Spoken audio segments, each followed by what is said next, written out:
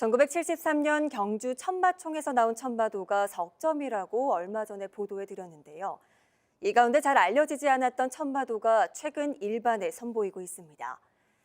9년 만에 세상에 나온 또 하나의 천마도, 그 사연을 박철희 기자가 소개합니다. 자작나무 껍질 말다래 위에 천마가 날아올랐습니다. 다리를 뻗고 꼬리는 세운 채 힘찬 기운을 내뿜습니다. 죽은 이를 저승으로 이끈다는 천마. 세간에 잘 알려지지 않은 또 다른 천마도입니다. 1973년 천마총에서 위아래로 겹쳐 나온 두 천마도 가운데 먼저 출토된 겁니다. 보존 상태가 좋지 않았고 빛에도 취약해 수장고에만 있다가 2014년 일반에 첫 선을 보였고 이번 천마총 발굴 50주년 특별전이 두 번째 나들입니다. 신비로운 것도 좀 있고 뭔가 이렇게 뭉클하면서 이게 정말 오래된 역사를 눈으로 보는 거잖아요. 흐릿한 그냥 그림이었는데 이런 전문가들이 잘 복원하고 보존을 해서 이렇게 볼 수 있는 거구나 이런 생각도 하면서 세계적 주목을 받은 기존 천마도에 비해 부침을 겪었습니다. 당시 발굴 보고서는 대나무재와 자작나무재 그리고 칠기재 말다래가 각각 한 쌍씩 연이어 출토됐다고 기록했습니다. 수습이 가능한 건 대나무재 한 점과 자작나무재 한 쌍뿐이었는데 이들 모두 천마 장식이나 그림이 있었습니다. 하지만 대나무 말다래를 보존 처리하면서 바로 밑 자작나무에 경화재가 스며들었습니다. 그게 나올 줄 모르고 위에 다른 말다래가 있어가지고 그거 다 처리하느라고 약물이 많이 침투가 됐다고. 윗장은 솔직히 아주 상태가 많이 안 좋아졌어요. 결국 천마 몸통 부분이 손상됐지만 덕분에 아랫장을 지킨 게 천만다행이었습니다. 위아래가 함께 국보가 됐어도 온전치 못한 윗장은 세간의 관심에서 사라졌습니다. 그래도 1500년을 썩지 않고 버틴 데는 대나무 말다래에 금동 천마가 도움을 준 걸로 보입니다. 이 구리 제품들이 있으면 그 주변에 있는 유기물들이 부식되지 않는 것도 있습니다. 운이 좋았던 거는 이 백화수피 말다래 위에 바로 이 금동으로 만든 구리 성분이 있는 그 말그림, 그 말다래가 또 하나 있었던 거죠. 두 그림은 약품에 손상된 부분을 빼면 쌍둥이처럼 닮았는데 윗장이 말머리를 조금 더 튼 듯한 모습입니다. 하지만 적외선으로 보면 이 같은 차이마저 사라집니다. 다만 둘 다 같은 방향으로 그려져 말의 양쪽에 들이우면 한쪽의 말머리가 거꾸로 향하게 되는 건 여전히 의문입니다. 지금까지 발견된 그 천마도의 대부분은 말의 왼쪽 부분에 설치할 수 있도록 만들어진 겁니다. 원래 한 쌍씩 만들었는데 부장할 때 한 짝만. 함순섭 경주박물관장은 28일 큐레이터와 대화 행사에서 천마도 이야기를 직접 설명할 예정입니다. TBC 박철희입니다. 경주 대릉원 인근의 발굴 현장을 일반에 개방한 고분이 있습니다. 바로 쪽샘 44호분인데요. 이 국립경주문화재연구소가 10년 동안 이곳을 샅샅이 조사해 발굴 성과를 발표했습니다. 무덤 주인은 신라 어린 공주로 추정됐는데 화려한 비단벌레로 장식한 말다래도 처음 확인됐습니다. 박철희 기자입니다. 경주 대릉원 바로 옆에 자리한 쪽샘 44호분. 지금은 도명 지붕을 얹은 유적 발굴관이 마련됐지만 당초엔 봉분이 깎이고 심지어 전신주까지 자리했던 허름한 고분이었습니다. 더 이상 훼손을 방치할 수 없어 2014년 시작된 정밀 발굴 조사. 6년 만인 2020년 피장자 머리맡에서 비단벌레 날개 장식이 수백 점 나왔습니다. 처음엔 단순한 금동 장식으로 여겨졌지만 정밀 분석 결과 놀라운 사실이 드러났습니다. 가로 80, 세로 50cm 대나무 틀에 직물을 덧대고 그 위에 비단벌레 날개를 꽃잎 모양으로 붙인 겁니다. 비단벌레로 만든 꽃 50송이를 담은 죽재 말다래로 천마를 표현한 기존 말다래와 완전히 다른 형태입니다. 물방울 모양, 이걸 이제 4개를 활용해서 결국 이제 꽃잎, 십자 형태의 꽃잎 모양을 만들고 이런 형태의 디자인이라든지 내부 구조를 갖추고 있는 건 신라 고분 전체에서도 가장 처음이기도 하고. 문화재청 국립경주문화재연구소는 실제 대나무로 틀을 짜고 인도네시아산 비단벌레 200마리에 날개를 붙여 이를 재현해냈습니다. 영롱한 빛깔의 비단벌레 장식은 황남대총과 금관총 등 왕릉급 무덤에서만 나온 왕실의 유물로 비슷한 모양의 금관총 비단벌레도 말다래 장식임이 유력해졌습니다. 금동관 주변에서 나온 유기물 다발은 무덤 주인의 머리카락으로 확인됐는데 삼국시대 유적에서 사람 머리카락이 나오긴 이번이 처음입니다. 머리카락을 몇 가닥씩 묶어 직물로 감싼 흔적도 확인됩니다. 새로운 형태의 직물도 잇따라 출토됐습니다. 금동관 안에서는 문헌에서만 나오던 삼색 실을 쓴 직물, 삼색 경금이 실물로 처음 확인됐고 금동 신발에서는 사냥털로 만든 모직물이 나왔습니다. 최소 4명 이상 순장한 흔적도 발견됐는데 무덤의 주인은 유물이 최고급이고 크기가 작은 여성용인 점, 시신이 놓인 자리 등을 볼 때 5세기 후반 신라의 어린 공주로 추정됩니다. 130 정도 되는 키에 10세 전후의 어린 소녀, 즉 공주였기 때문입니다. 이른 나이에 세상을 떠났던 공주를 위해서 당시 왕실에서는 특별히 부장품을 제작하였고 쪽샘 44호분 발굴 조사는 행렬도가 그려진 토기와 돌절구와 공이 세트, 바둑돌 등 유물 780여 점을 확인하고 10년의 대장정을 마무리했는데 보존 처리를 마친 유물은 오는 12일까지 현장에서 공개됩니다. TBC 박철입니다. 신라 공주 무덤인 경주 쪽샘 44호분에서 비단벌레 말다래를 비롯해 화려한 유물들이 쏟아졌다는 뉴스 전해드렸습니다. 단일 고분 사상 최장인 9년여의 발굴이 마무리된 가운데 한국 고고학 사상 처음으로 고분을 다시 쌓는 작업이 시작됐습니다. 박철희 기자입니다. 도움 지붕을 얹은 유적 발굴관. 2014년부터 9년간 정밀 발굴 조사가 진행됐던 경주 쪽샘 44호분입니다.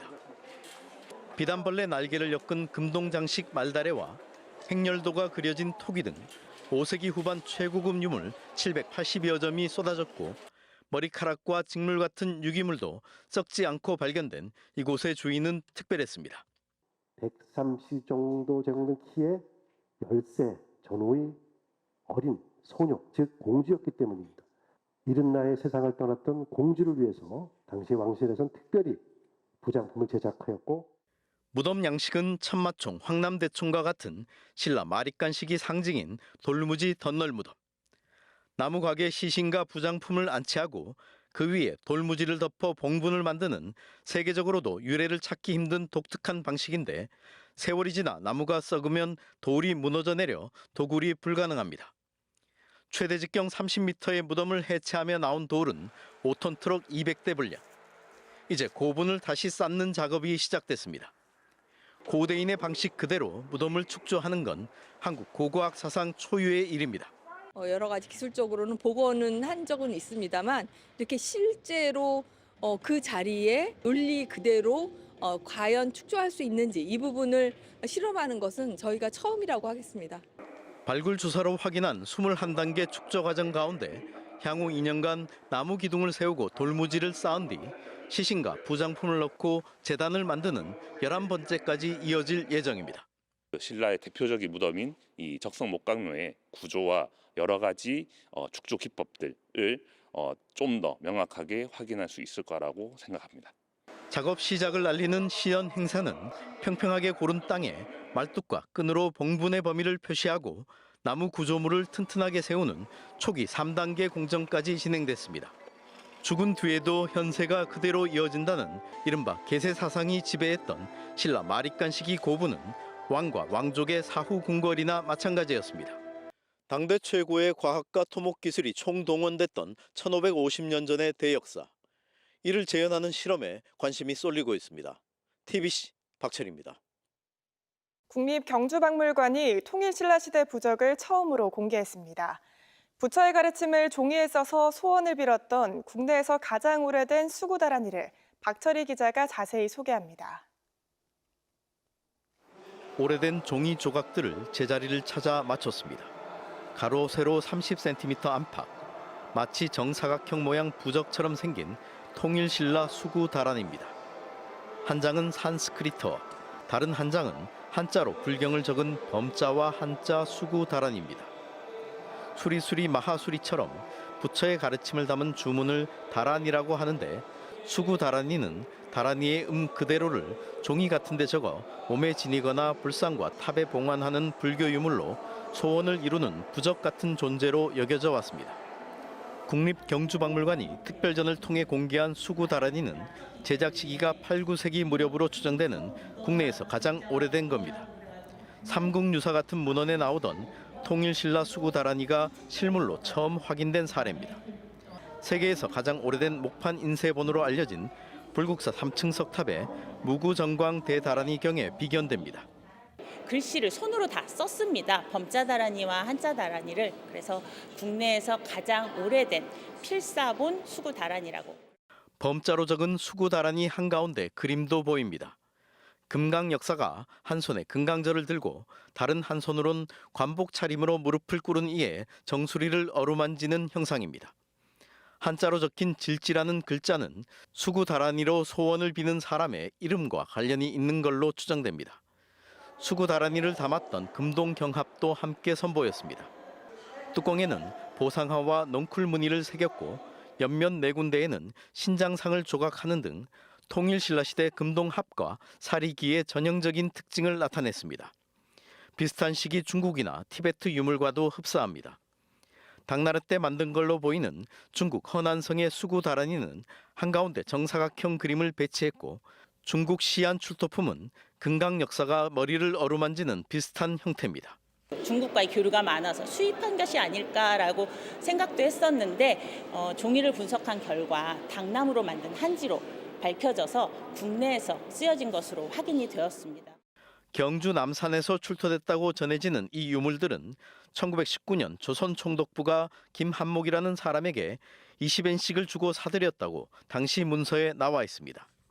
하지만 가치를 알아보지 못해 국립중앙박물관 수장고에 머무르다 지난 2020년 한정호 동국대 교수가 일제 때 촬영된 유리건판 사진에서 이를 발견하면서 세상에 알려졌습니다. 범자본과 한자본이 같이 조성이 돼서 봉환된 사례는 동아시아 유일한 사례가 아닌가라는 생각이 듭니다. 국립중앙박물관과 경주박물관이 2년 넘게 보존 처리를 해서 당초 직사각형 형태로 잘못 배치된 범자 다란이도 제 모습을 찾았습니다. 수구 다란이를 통해 소원 성취를 간절히 기원했던 통일신라 사람들. 그들의 삶과 희망을 담은 이번 특별전은 내년 1월 28일까지 이어집니다. TBC 박철입니다. 4년 전 울진 성류굴에서 신라 진흥왕이 행차했다는 새김글이 발견돼 화제를 모았는데요. 옛사람들의 글이 무더기로 나온 성류굴에 대해 문화재청이 내년부터 전수조사에 착수합니다. 동그란 명문을 학술조사하는 건 국내에서 처음입니다. 박철희 기자입니다. 태고의 자연이 신비로운 자태를 자랑하는 울진 성류굴. 입구에서 230m를 들어간 제8광장 석주에 해서체로 새긴 25자가 어렴풋이 보입니다. 서기 560년인 경진년 6월에 진흥왕이 이곳을 다녀갔고 보좌한 이가 50명이었다는 내용입니다. 지난 2019년 이 명문을 포함해 당나라 연어와 간지가 발견됐고 신라 승려 이름으로 보이는 법령과 버풍왕 때 설치된 병부에 실무자 관직인 병부사 글자도 드러났습니다. 여러 화랑의 이름과 함께 화랑도의 별칭인 향도도 나왔는데 이처럼 삼국시대부터 조선시대까지 옛사람들의 글이 무더기로 발견돼 학계의 이목이 집중됐습니다. 단순히 자연유산인 줄 알았던 성류굴이 수많은 문자 자료를 간직한 금성문의 보고로 확인된 겁니다. 1광장부터 12광장까지 셀 수 없을 정도로 지금 현재 많고요. 물속의 벽면에도 글씨 같은 것들이 있다고 지금 증언을 하고 있거든요. 국가적 연구의 필요성이 제기됨에 따라 문화재청이 내년부터 성류굴 명문에 대한 전수조사에 착수합니다.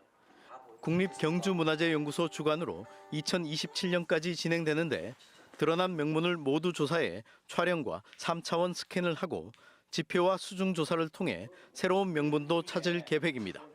흔히 말하는 이제 발굴 조사는 좀 많이 진행해 봤는데 실제 이제 동굴 안에서 조사가 진행되는 것은 아마 이제 우리나라에서는 최초의 사례가 아닐까 합니다. 국립경주문화재연구소가 조사를 앞두고 성류굴 명문을 주제로 마련한 학술 행사에서 참석자들은 더 많은 명문이 나와 성류굴의 새로운 가치를 확인하기를 기대했습니다. 900m에 달하는 스키암 동굴이 이렇게 많은 문자가 적어도 1500년 내지 2000년 기간 동안에 걸쳐가지고 꾸준하게 사람의 관심을 끌어왔던 적은 없었고요. 전모가 드러나면 세계적인 명소가 되지 않겠느냐. 고대부터 근현대까지 수많은 삶의 흔적을 담은 울진 성류굴. 내년부터 진행될 전수조사에서 역사책에 기록되지 않은 또 어떤 새로운 이야기들이 나올지 벌써부터 관심이 모아지고 있습니다. TBC 박철입니다.